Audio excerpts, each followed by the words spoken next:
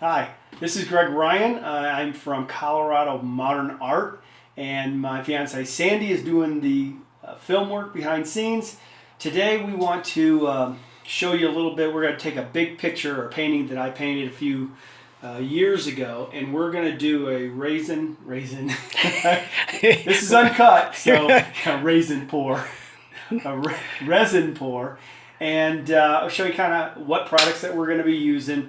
How we calculate the amount of pour that we use, how we do the pour, and some of the techniques we use to get out the bubbles and things like that. And then we'll show you the end results. So today we're using a glaze coat that you can pick up at Home Depot and the hardener with it. I think it's in the paint section. We're also using a little torch, micro torch, that you can pick up at your local Ace Hardware, which is really kind of neat to get the bubbles out and things like that nature.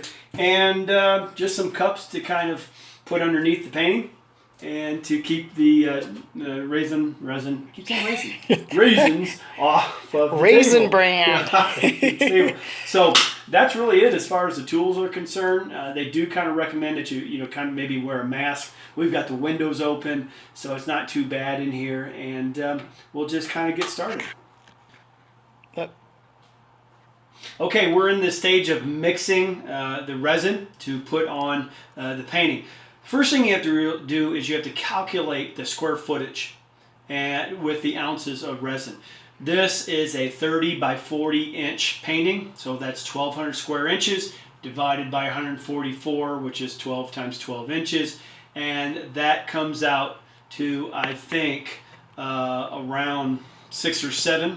And then you calculate that. We calculated it by 1.77 ounces per square foot. So in all, it's about 15 ounces of resin and hardener mixed to basically cover this painting. So the first thing you do is you take 15 ounces of the resin mix and you put in here. We labeled them A, B, and C because it's kind of gets a little complicated as far as the pouring is gone. So try to follow us here. So I'm going to put 15 ounces of resin mix into the first cup A, and you want to be precise with your amounts. I have made the mistake before of putting too little or too much of some of the mixtures in with it. So now we're going to take the hardener and we're going to put it in cup number B, and it's the same amount. We're going to go with about 15 ounces here. This seems to be a little bit thinner than the resin. Still, you want to do the same amount. So we put that in there. And now, logically speaking, you would put A and B, but you want to put the hardener, mix it into cup A, and I think I've got that right. I'm going to have to get me some sticks here to mix this with. I don't have any sticks with me. I think I do. I've got one right here that I can use. And you want to make sure that you get everything out of the bottom. Boy, that was kind of close there. I probably should have used a bigger cup because this is a big one. And so they recommend that you stir this for about 4 to 6 minutes to get everything kind of loosened up. This is the first stage. So you've mixed cup B, which is the hardener, into cup A, which is the resin mix, and we want to do this pretty thoroughly. I've done this where I've kind of cheated on the time and too many bubbles, and the resin just didn't dry, kind of the way you want it to. And then the next step, if you're wondering what the C cup here is, that for whatever reason, I don't have a clue, I'm just follow the directions, is that now I'm going to take this and I'm going to pour it into cup C, and I'm going to stir it again for a period of time. People that are a little bit smarter than I am, I'm calling it raisin, so obviously I'm just a little not the educated one, but people know more about that than I do. I'm now going to take the mixture here and I'm going to pour this now into my cup C, and I'm going to do the same thing with that and stir that as well. Again, we want to get the mixture or all the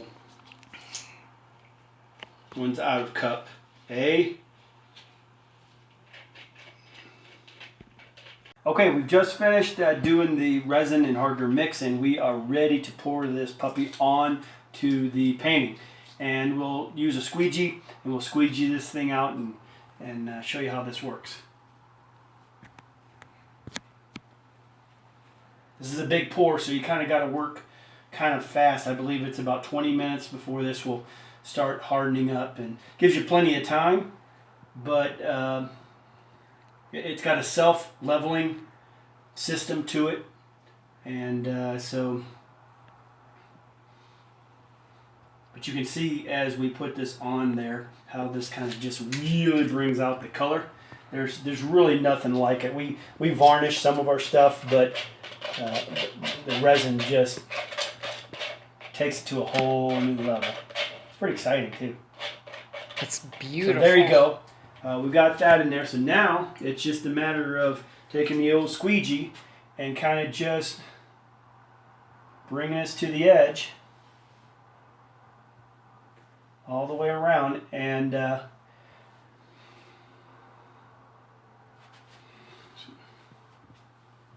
first I was really kind of nervous of doing, this part, but after you do it for a few times, it really comes out.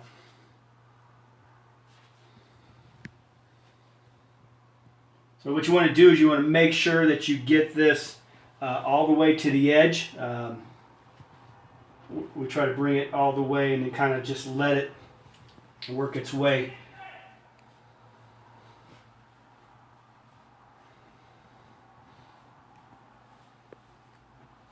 You can see.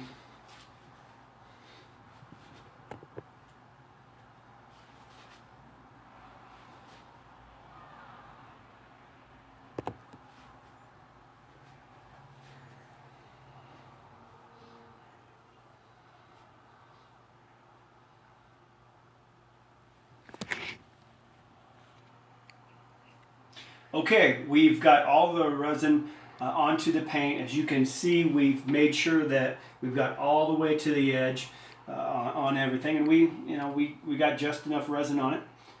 So the next thing we want to do is my favorite part as a guy is I get to use a power tool, and now we want to. There's little bubbles in this mixture, and so what you want to do is take this little tiny flamethrower that you can get at Ace Hardware.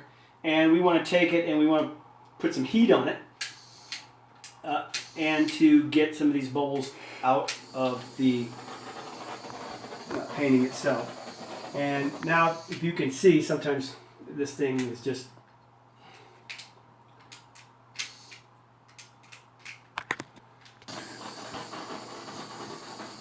there's not many bubbles in this one. It kind of just depends, but you can see the beauty of this resin, and it just really brings out the painting and texture, gives it a 3D type of look.